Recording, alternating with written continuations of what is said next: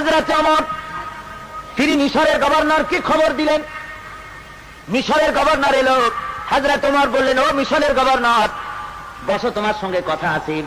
ছেলেকে ডেকে বললেন, আব্দুল্লাহ তাড়াতাড়ি ঘরের মধ্যে থেকে কিছু খাবার নিয়ে আসো। হযরত আব্দুল্লাহ শুকনা রুটি আর জাইতুনের তেল আনলেন। হযরত ওমর বিসমিল্লাহ বলে খাওয়া শুরু করে দিলেন। তেলে ভিজাইয়া শুকনা রুটি খাচ্ছেন আর জিজ্ঞেস করছেন, গভর্নর তোমার মিশরের গোশতের দাম কত, আটার দাম কত, রুটির দাম কত, জিজ্ঞেস করতেছেন। বেশ আধা ঘন্টা মতো চলে গেছে। মিশরের গভর্নর বলছেন, আমিরুল মুমিনিন, আপনি কিন্তু অর্ধেক খাওয়া শেষ করছেন, আমি এখনো বিসমিল্লাহ বলিনি। কেন? কই যে শুধুই আচারের তেল আসছে, কোনো গোশত নাই, খাবার নাই, কি দিয়ে খাবো? হযরত ওমর বলেন, তোমার মুখ থেকে এই কথাটা বের করার জন্য এই অসময় আমি এই রুটিটা খাইছি। আমি শুনতে পেরেছি, জানতে পেরেছি তুমি নাকি প্রতিদিন গোশত দিয়ে ভালো করে পেট পুরে আহার করো রুটি। কয় যে হ্যাঁ হুজুর, আমি 3 বেলা গোশত রুটি খাই। হযরত ওমর বলছেন, তোমার মিশরের সমস্ত জনগণ এরকম খেতে পারে? কয় না, তা তো পারে না।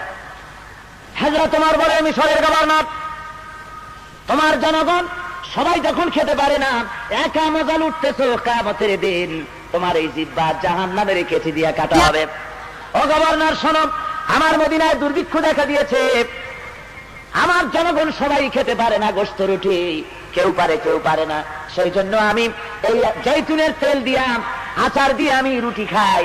আমি শপথ করেছি, যেদিন আমার মদিনার সবাই গোশত রুটি খাইতে পারবে সেদিনও আমি গোশত খাবো। সুবহানাল্লাহ ওয়া বিহামদিহি। ইসলামের রাষ্ট্রপ্রধান এইভাবে করে দেখাচ্ছেন তাদের দায়িত্ব পালনের চরম পরাকাষ্ঠা। এই জন্য শ্রেণী সংগ্রাম সেখানে হয়। ভাইরা আমার, এইভাবে করে হযরত ওমর গভীর রাত্রে ঘুরতেছেন। ঘুরে ঘুরে দেখেন এক বাড়ির ভিতরে আলো জ্বলতেছে, কান্নার আওয়াজ আসে। হুজুর ভিতরে ঢুকলেন হযরত ওমর, যে বলেন, ওগো মহিলা, তুমি তো বড় বেশি জালেম, এত রাত হয়েছে এখনো কেন তুমি রান্না করনি? ছেলেপেলেরা কান্দে কেন?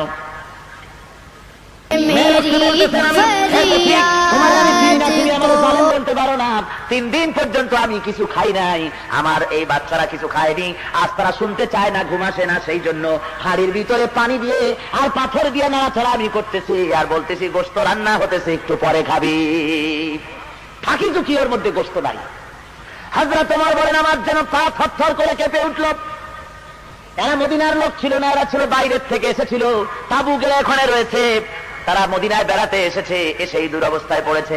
হযরত ওমর চলে গেলেন বাইতুল মালের কাছে, গিয়ে সেখানে তিনি আসলামকে ডেকে বললেন, আসলাম রে, শিগগির করে একটা বস্তা আনো, আটা ঢুকাও, তরকারি ঢুকাও, বস্তার মুখ বন্ধ করো। বস্তার মুখ বন্ধ করা হলো।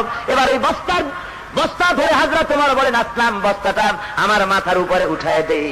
আসলাম বলেন, হুজুর, বস্তা বহনকারী খাদেম তো আমি আছি, আপনি কেন মাথায় নেবেন? হযরত ওমর বলেন, না, এ বোঝা তোমার মাথায় দিব না, আমার বোঝা আমার মাথায় উঠায় দাও।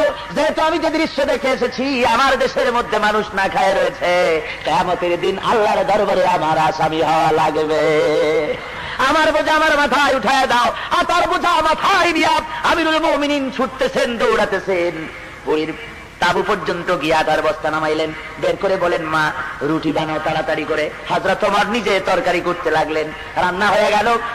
ছোট্ট ছোট্ট বাচ্চাগুলি আমিরুল মুমিনিন নিজের কোলের উপরে বসায়া রুটি ছিঁড়া তরকারি মাখাইয়া খাওয়াইতেছেন আর বলছেন, মা, তুমিও খাও। মহিলা দেখতে পাচ্ছি, হযরত ওমরের চোখ থেকে পানি পড়তেছি। মেয়ে লোকটি হযরত ওমরের দিকে তাকায় বলেন, ও আগন্তুক ব্যক্তি, আমি তো তোমাকে চিনি না, তোমার কোনো পরিচয় জানি না, তবে আমার মন বলে হযরত ওমরের মতো মানুষ খলিফা না হইয়া তোমার মতো মানুষ যদি খলিফা হতো, আমাদের ভাগ্য সুপ্রসন্ন হয়ে যেত। হযরত ওমর গভীর রাত্রে নিজের পরিচয় দিলেন না, বললেন, ও মা, তুমি খলিফার দরবারে কাল যাইও, সেখানে তুমি আমারে পাবে, তোমারে বেশি কিছু দেওয়ার ব্যবস্থা হয়ে যাবে। মহিলাটি পরের দিন চলে গেল।